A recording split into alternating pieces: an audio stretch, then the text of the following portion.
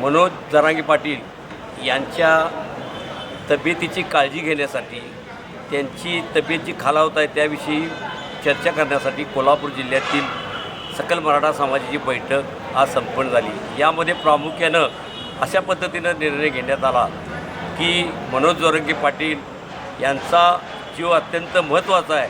आणि तो वाचला पाहिजे, यासाठी शासनानं तातडीनं मध्यस्थी करावी। त्याचबरोबर जरांगे पाटील यांनी आदेश दिलेले आहेत की आंदोलन सर्व शांततेने व्हावे, परंतु सध्या त्यांच्या परिस्थितीकडे पाहता मराठ्याच्या समाजात प्रचंड अशी एक भावना झालेली की तातडीनं बंद वगैरे व्हावी। परंतु आम्ही तसं न करता उद्या राजर्षी शाहू समाधीस्थळ या ठिकाणी आत्मक्लेश आंदोलन करणार आहोत आणि या आंदोलन चालत असताना या काही कालावधीमध्ये जर मनोज जरांगे यांच्या प्रकृतीस काही बरं वाईट झाल्यास आम्ही कोल्हापूर बंदसारखासुद्धा निर्णय घेणार आहोत। त्याचबरोबर माननीय मुख्यमंत्री यांनी वाशी या ठिकाणी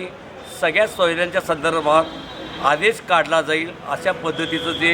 लिखित स्वरूपात आश्वासन दिले तो अध्यादेश तातडीनं काढला जावा, यामध्ये कुठली चूक होता कामा नये आणि हा अध्यादेश काढण्यासाठी तातडीनं कॅबिनेटची बैठक घ्यावी आणि अधिवेशनामध्ये मंजुरी घ्यावी। तसंच आज जो राज्य मागासवर्ग आयोगाचा मराठा समाज मागास आहे अशा पद्धतीचा अहवाल प्राप्त झाल्याचं राज्य शासनाकडून जे सांगितलं जातं आहे त्यानुसार मराठा आरक्षणाचा अध्यादेश अधिवेशनापूर्वी काढू शकतं, तो आदेश तातडीने काढून